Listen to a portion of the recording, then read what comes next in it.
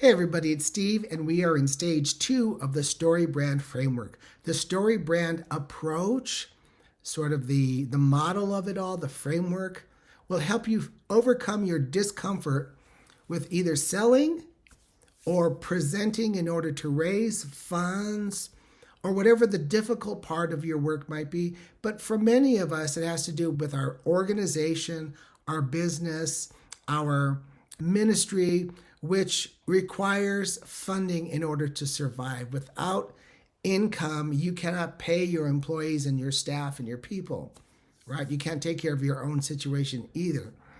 And yet, for many of us, we are heart people. And we came into it for the outcome, not the income. And so selling is uncomfortable, and it can even make us feel anxious. And I've known times when I needed to make a presentation or some sort of a pitch, and I've sat in my car just trying to gather myself and gain just the courage to get up and go out and step up and present. Now, I just engaged you on a problem that some of you have, or you wouldn't be watching this video. You have a cause you believe in and an aspiration. That's stage 1 of the StoryBrand framework. But there are problems involved, and there are many problems, okay? There are people problems and organizational program problems. There are all kinds of problems.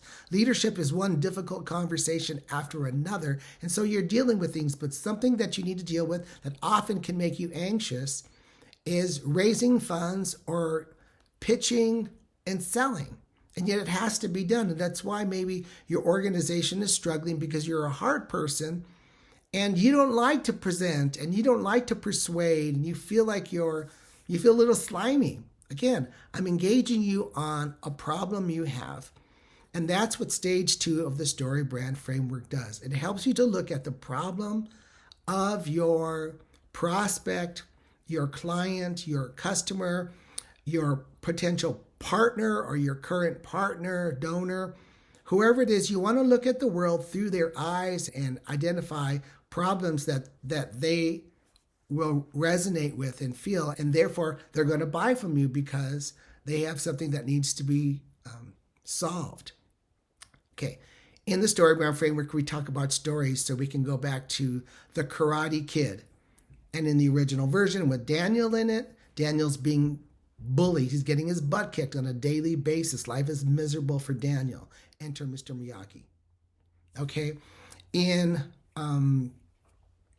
Finding Nemo, there's a problem in the very title of the movie. Nemo is lost. Marlin has lost his son. And so there's a problem. And without that problem, you have no story. And that's really true. In every good story, there's got to be something that needs to be solved or overcome. Even Pee-wee's Big Adventure from the 80s. Pee-wee lost his bike, and we're going to watch for 90 minutes or more him try to get his bike back. In The Hunger Games, Katniss is in danger. Her village is in danger. Her little sister has been in danger. Everybody's in danger. And so it's this epic good versus evil kind of a storyline. And then in Coda, you have a family of folks who don't, they're deaf except for Ruby. And Ruby has a problem. She loves her family. They need her. And yet she has dreams and aspirations of her own. And Coda is a musical term as well as standing for children of deaf adults. And so Ruby loves music, and now she's torn. Okay, if somebody's not torn or torn up, it's really hard for you or I to persuade them to action. And so in your business, I want you to think about not so much your problem of your need to raise money or you need to sell things and to pay your bills and hit your numbers. That's a reality, but I hope that there's more to it than that for you. Okay, that's an outcome of you doing the right thing in the right way. You will hit your numbers if you do the right things and you're aware of what your goals need to be. It's those business behaviors, that you're responsible for. The outcomes are out of your control. You can't make anybody buy from you. You can't make anybody call you. You can't make anybody donate, okay? So let's let go of what we can't control and go back to our beliefs and our business behaviors, and we do the right thing on a consistent basis, do it the best we can, and leave the results to God, frankly. But here we are with your prospect, and so you are sharing with them, right? Now, you need to be aware of their problems. For example, if what you sell is coffee, somebody needs something to drink. They need something to quench their appetite. So there's a physical aspect to that. StoryBrand uses some different terms, but I'm going to talk about physical problems, feeling problems, and I would say moral or ethical problems. Okay, the physical problem is I need something to drink. I need some caffeine. I need some whatever. Okay, so that's what I need. But it could be that there's a feelings problem. I'm feeling warmed down, and I just need a little reward for having gotten everybody out the door and to school to where they need to be, and now I need my little reward. Or I'm going to get together with a friend, and I need to connect with a friend. Yes, there's a coffee drink involved, but it's actually friendship. It's actually connecting and sharing our heartaches and our whatnots with one another.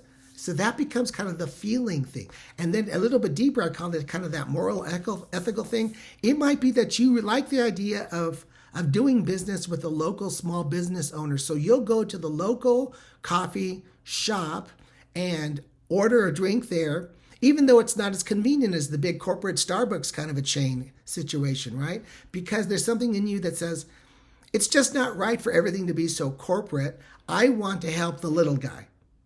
Okay, or it might be that this organization is, they're local artisans, or they're people who do work with people who have certain challenges. And so the products that they sell or the services they provide are also doing good in the world, or at least not making the world worse. Okay, so there's kind of this philosophical thing. So there's the physical needs, there's the feeling need, and there's the philosophical that all can go into who am I, what do we offer, and what problems do we solve. So that's something for you to think about.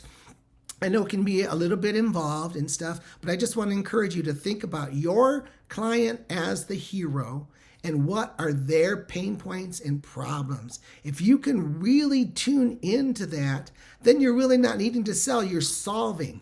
You're not selling, you're solving a problem that they have, a need they have, an aspiration that they have. So give that some thought. Love to hear your thoughts. Reach out to me at coaching@getyourbusinessdone.com. Take care, and we'll see you on the flippity flip.